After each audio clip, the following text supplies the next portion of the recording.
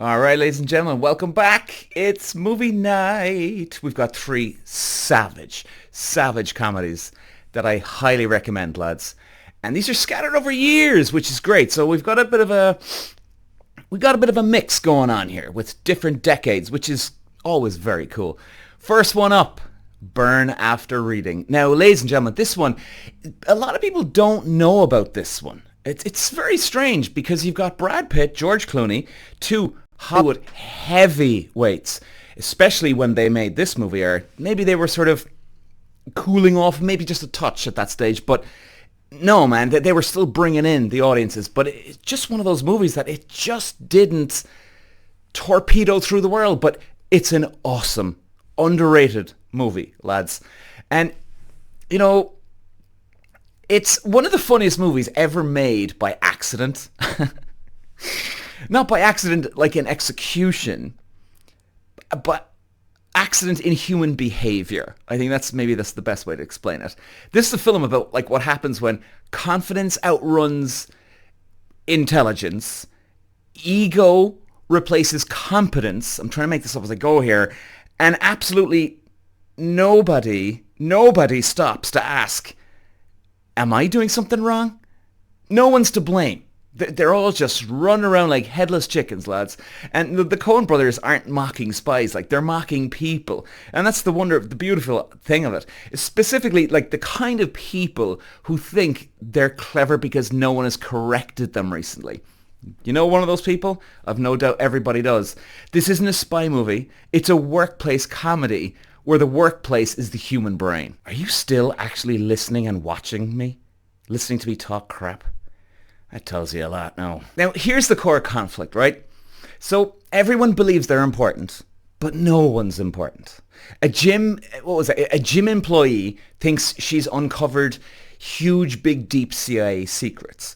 And then a disgraced analyst thinks he's been haunted, and very paranoia. And then a man with a sex chair thinks he's in control of his total life, and he's got everything clocked off, man. Every box is ticked, you know.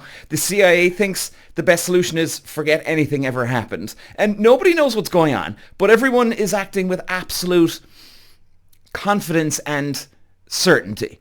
I mean, it's just so bizarre. Where did these lads come up with this? It's unbelievable. And certainty without understanding is kind of like the Coens' favorite fuel. Oh man, this Peter Walsh guy, he's a hottie. Wouldn't mind banging him up the fucking... Now, like, the genius of Burn After Reading is casting movie stars as idiots.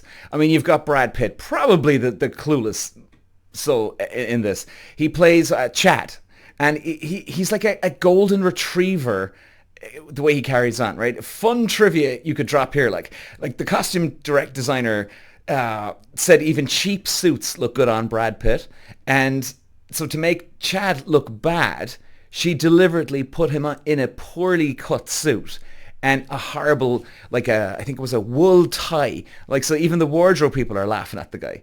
And then you got Frances McDormand. I mean, two-time Oscar winner, unbelievable. Frances plays like Linda, a woman who believes self-improvement justifies anything. This was her sixth or seventh with the Coen brothers. I mean, just what an outfit, man. What a team together these lads are.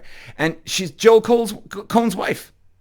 Yeah, which explains why she kind of understands the tone perfectly. She plays like delusion and idiocy with real sincerity. Then you've got Tilda Swinton, brilliant again, cold, very corporate-y kind of woman, and surgically like just doesn't give a damn on anybody, unimpressed with everybody. Her haircut, well, geez, it was what was it, modeled from a character out of The Simpsons. And once you know that the character becomes twice as funny, and it kind of be 10 times more aggressive. Then you got Clooney. Clooney plays confidence as a disguise for panic in a way, really. He also said he learned so much from the Coens that he tried to run his own directing set like theirs, even hiring their storyboard guy for his own movies. So it just goes to show, which tells you, like, the chaos, it's so engineered beautifully in this movie. Are you actually listening to this dipshit here? The movie is a masterclass in escalation through kind of misunderstanding, really. Small, stupid motivation snowballs, like Linda lady, she wants surgery money, right? Plastic surgery. Chad wants just excitement, entertainment, and adventure. Then you've got Osborne. He wants dignity. And I mean, you feel for the guy so much in this movie. Then Harry wants sex and control. Then the CIA want plausible deniability. So like there's even just ridiculousness everywhere you look in this movie. And inside the movie, there's a poster for a fictional film called Coming Up Daisy, based on a book like by some, I think, Cormac something, and directed by Sam Raimi. Both are Coen in-jokes.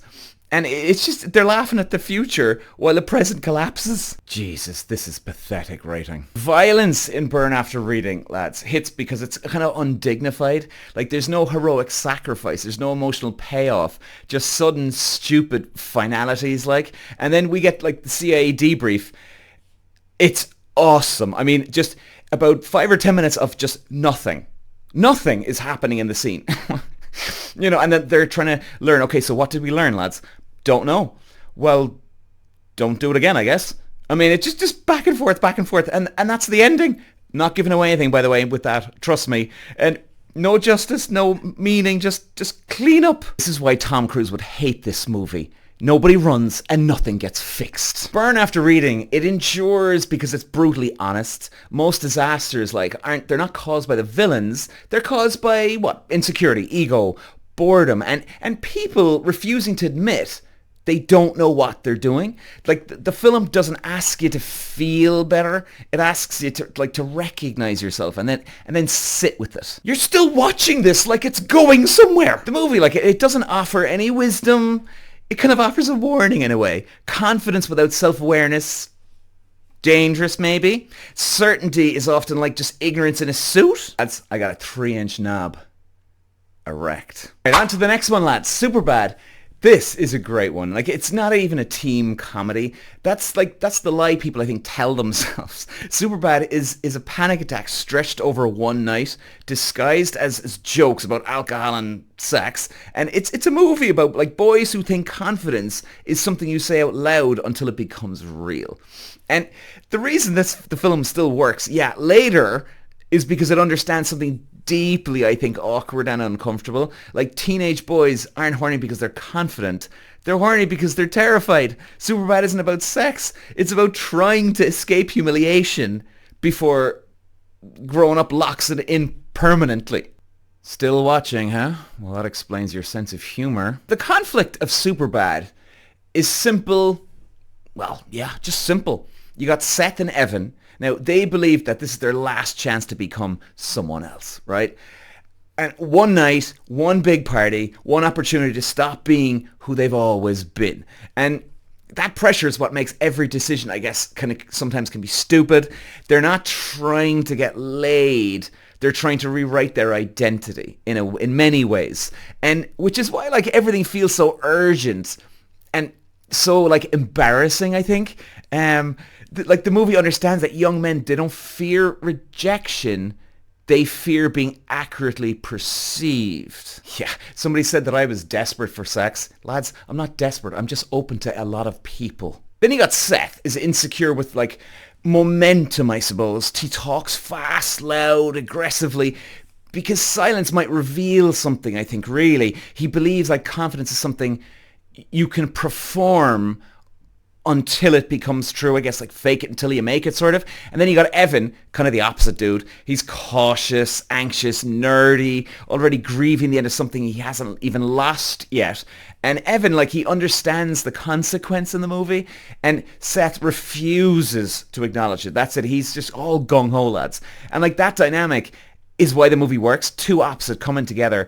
I mean, it's not jokes, it's tension. And they're already drifting apart, and neither of them knows how to say it, and they just can't get to that place. And then you've got Fogel. I mean, my God, Fogel's the chaos variable. He reinvents himself because he's nothing to lose and somehow gains everything. What is the crucial joke?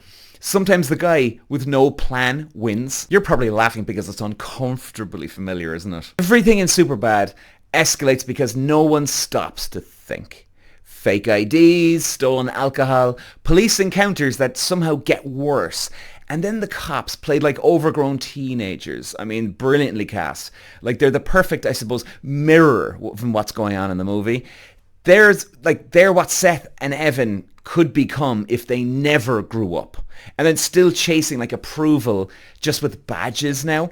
And it just to sort of even look at it from that perspective. Like the film keeps undercutting bravado with humiliation. That's kind of the fun thing. And every win costs them something. Every step forward exposes their weakness, their flaws, their vulnerability as well. So it's not success. It's momentum without control. The real climax of Superbad is not the party, it's the admission. The two lads say the thing they've been avoiding, right? They're scared, they don't want to lose each other, they don't know how to grow up without becoming strangers. And the genius of the film is that it lets that moment breathe, you know, briefly, I suppose, and then moves on. And because that's how, I suppose, maybe, is that how real life works, really? You know, for a lot of us, you don't get a speech, you don't get a moment, you keep walking. This is why Tom Cruise would never be in this movie anyway. Oh, Mr. Self-Aware. Not enough shame. Jerk off. Superbad lasts because it's honest. Growing up, it's not heroic for any of us. It can be awkward, it can be sad, it can be great. It's funny 5 years later and then painful at times. The film doesn't promise confidence. It promises survival. And like that's why people still quote it, I think, really. Not because it's outrageous, but because it remembers exactly how exposing that age feels. It's not about getting laid. It's about learning that masculinity, really, built on bravado, collapses the moment it's tested. And the only thing that survives is honesty, however clumsy it is. Lads, next movie, American Pie. Oh dear Lord. American Pie is one of the most misunderstood movies of all time, especially with the Gen Zers these days. They're all offended, they're all upset about this movie. Ugh, lads, you gotta chill out. And I'm not talking about all Gen Zers. You gotta chill the F out. This is the way things are, like. This is actually the way things are. People not getting upset about anything. It's a movie. You swear they're not sleeping at night. The sleepless nights above all this bollocks. Like, people remember it as a gross out sex comedy, right? That's wrong. American Pie, like, it's actually, you know what it is? It's a documentary about male panic.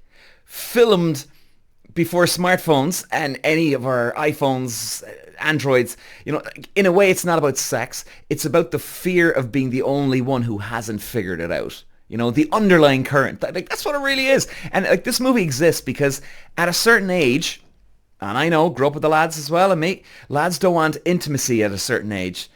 They want confirmation they're not broken. I think that's what it is. And that fear, like, that hasn't aged a day. Actually, fear is aged a day. I'm only just talking absolute crap out of my ass, lads. Don't listen to a word this fucker's saying here. Now, like, the central conflict, lads, is simple and insane. You got a group of lads decided they must lose their virginity before graduation.